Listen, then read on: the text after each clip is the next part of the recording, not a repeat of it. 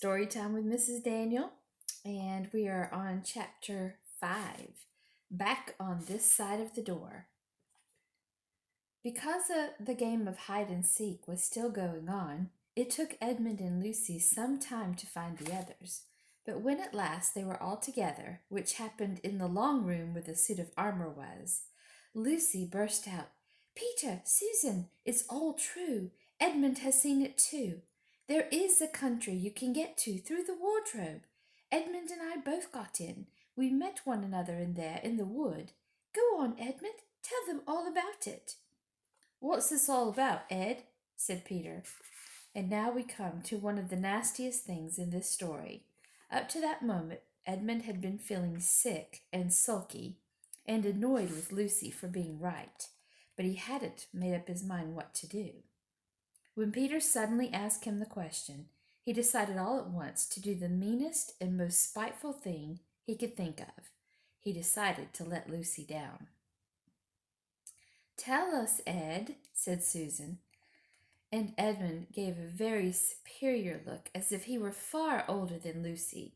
There was really only a year's difference, and then a little snigger and said, "Oh yes, Lucy and I have been playing, pretending that her story all about a country in the wardrobe is true. Just for fun, of course. There's nothing there, really." Poor Lucy gave Edmund one look and rushed out of the room. Edmund, who was becoming a nastier person every minute, thought that he had scored a great success and went on at once to say, "There she goes again. What's the matter with her? That's the worst of young kids. They always—" "Look here," said Peter, turning on him savagely. "Shut up.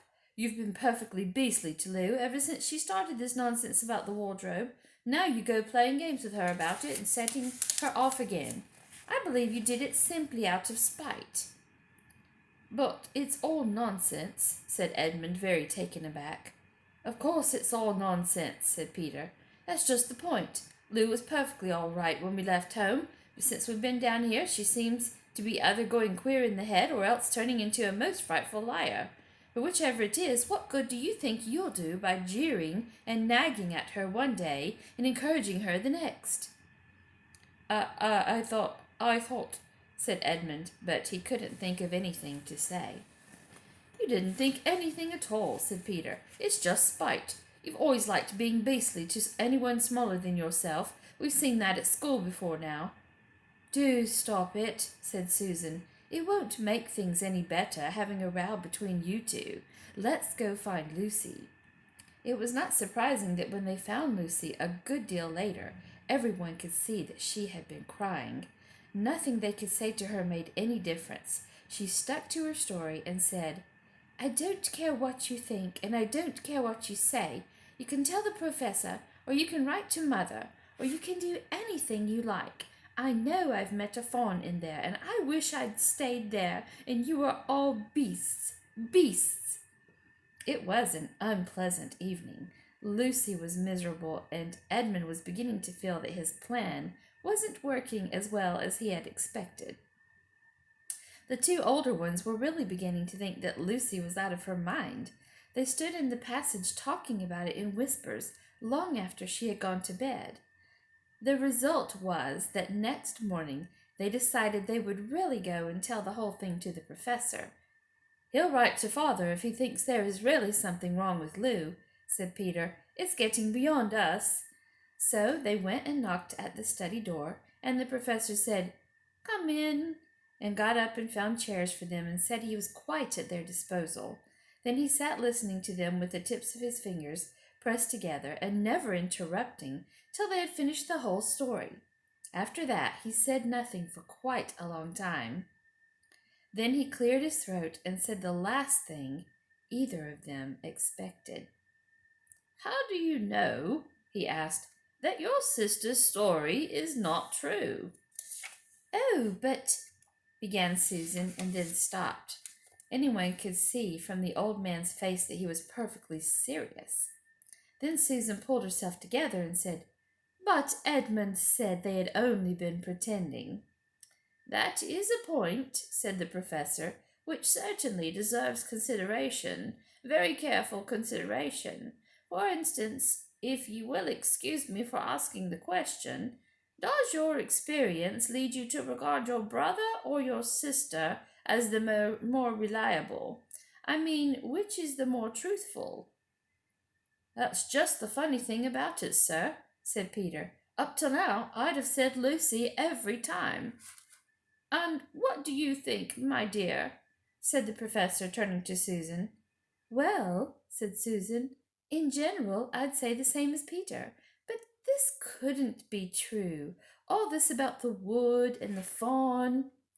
That is more than I know, said the professor, and a charge of lying against someone whom you have always found truthful is a very serious thing, a very serious thing indeed. We were afraid it mightn't even be lying, said Susan. We thought there might be something wrong with Lucy. Madness, you mean, said the professor quite coolly. Oh, you can make your minds easy about that. One only has to look at her and talk to her to see that she is not mad. But then, said Susan, and stopped. She had never dreamed that a grown-up would talk like the professor and didn't know what to think. Logic, said the professor half to himself. Why don't they teach logic at these schools? There are only three possibilities. Either your sister is telling lies, or she is mad, or she is telling the truth. You know she doesn't tell lies, and it is obvious that she is not mad. For the moment, then, and unless any further evidence turns up, we must assume that she is telling the truth. Susan looked at him very hard and was quite sure, from the expression on his face, that he was not making fun of them. But how could it be true, sir? Said Peter. Why do you say that? Asked the professor. Well, for one thing, said Peter, if it was real, why doesn't everyone find this country every time they go to the wardrobe? I mean, there was nothing there when we looked. Even Lucy didn't pretend there was. What has that to do with it? Said the professor. Well, sir, if things are real, they're there all the time. Are they? Said the professor, and Peter did not know quite what to say. But there was no time, said Susan. Lucy had had no time to have gone anywhere, even if there was such a place. She came running after us the very moment we were out of the room. It was less than a minute, and she pretended to have been away for hours. That is the very thing that makes her story so likely to be true, said the professor. If there really is a door in this house that leads to some other world, and I should warn you that this is a very strange house, and even I know very little about it. If, I say, she had got into another world, I should not be at all surprised to find that that other world had a separate time of its own, so that however long you stayed there would never take up any of our time. On the other hand, I don't think many girls of her age would invent that idea for themselves. If she had been pretending, she would have hidden for a reasonable time before coming out and telling her story. But do you really mean, sir, said Peter, that there could be other worlds all over the place, just round the corner like that?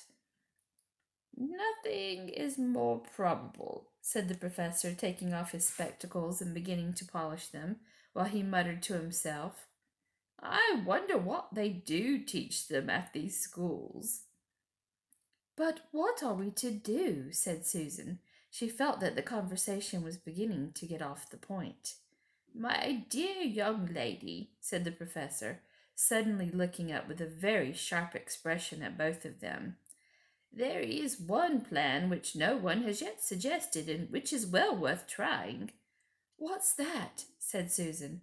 We might all try minding our own business, said he, and that was the end of that conversation. After this, things were a good deal better for Lucy. Peter saw to it that Edmund stopped jeering at her, and neither she nor anyone else felt inclined to talk about the wardrobe at all. It had become a rather alarming subject, and so for a time it looked as if all the adventures were coming to an end, But that was not to be.